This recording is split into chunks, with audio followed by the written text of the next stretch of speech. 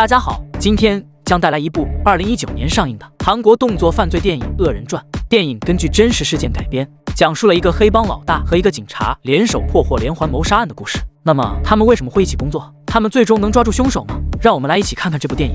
影片一开始，这个男人开着车一直尾随眼前的这辆黑色汽车，谁知他突然一个加速，直接撞了上去。前车的司机下车拍照取证，准备索赔。男人突然从背后捅了他几刀，又把他按在车后座扎了起来，导致他失血过多身亡。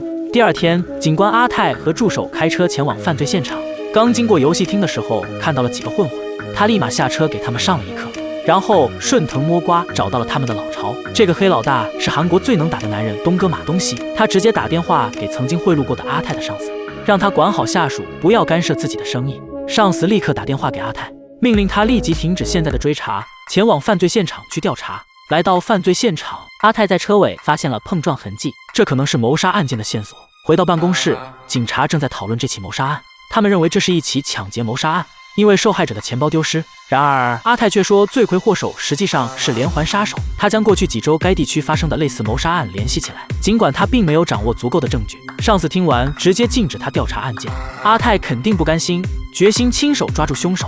另一边，东哥正和抢地盘的扛把子乌鸦会面，乌鸦打算进入东哥的地盘开自己的赌场，想趁机扩大他们的合作业务范围。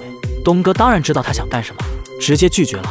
会面结束，东哥独自开车回家，谁知在路上连环杀手竟然对黑老大下手，尾随其后撞上东哥的汽车。东哥下车查看，发现没什么大问题，就说算了，不追究责任，转身准备离开。谁知杀手突然冲过来，从背后捅了一刀，两人直接开打，东哥连着被刺了好几下，但身手强悍的东哥反手就给杀手胸口也来了一刀。杀手看对付不了东哥，跳上车逃跑，并开车撞翻东哥。杀手第一次打猎失败，感到很不爽，开车来到农村，随手杀死一位老人来泄愤。与此同时，东哥来到医院住院，小弟们听到这件事，怀疑是对头乌鸦的人做的，他们抄起家伙就去砸了乌鸦的场子。就这样，两个帮派之间结下了梁子。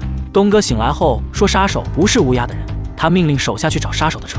听到这个消息，阿泰来拜访东哥，并向他询问案件的经过，但东哥拒绝了他的帮助，因为他并不想和警方阿泰有任何关系，他必须亲手抓捕杀手，将事情拿捏在自己手中。阿泰离开后，特意找到东哥的汽车，发现了汽车碰撞痕迹，这坐实了他关于连环杀手的猜想。这天晚上，杀手丧彪露面，又开始寻找猎物。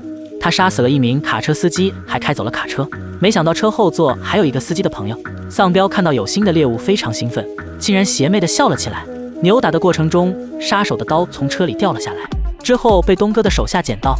第二天，阿泰再次找到东哥要求合作，最后他们达成协议，东哥提供人力和金钱，阿泰提供调查技能和工具。在此之前，东哥凭借出色的记忆力，已经请人画出了丧彪的模拟画像，画像很像且足够详细，安排小弟们去进行搜捕杀手。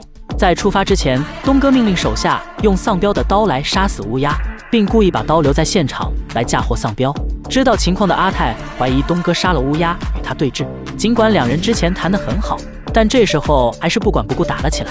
阿泰被东哥实力碾压打趴下。阿泰吃了亏，就计划先抓住丧彪，再给东哥定罪。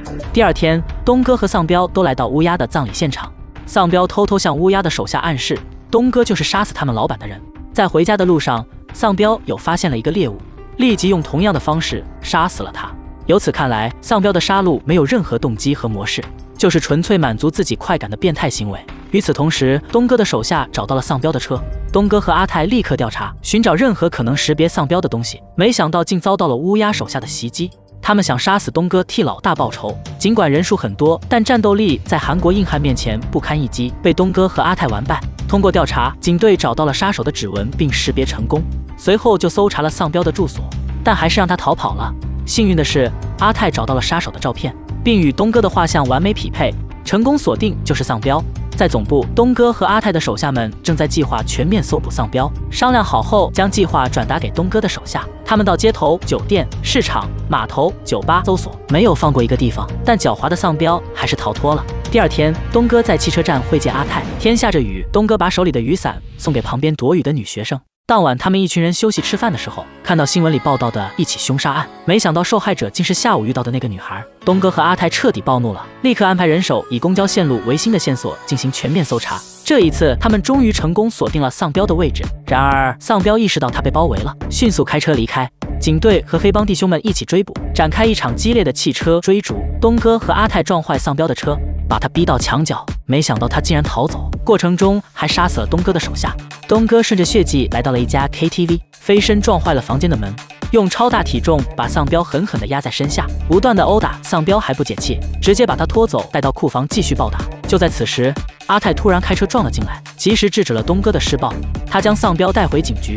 开庭当天，丧彪因他的罪行接受审判，但他拒不认罪，说根本没有直接证据证明他杀人，场面陷入僵局。就在法官拿他没办法的时候，东哥走了进来，作为遭受杀手袭击的唯一幸存者来出庭作证。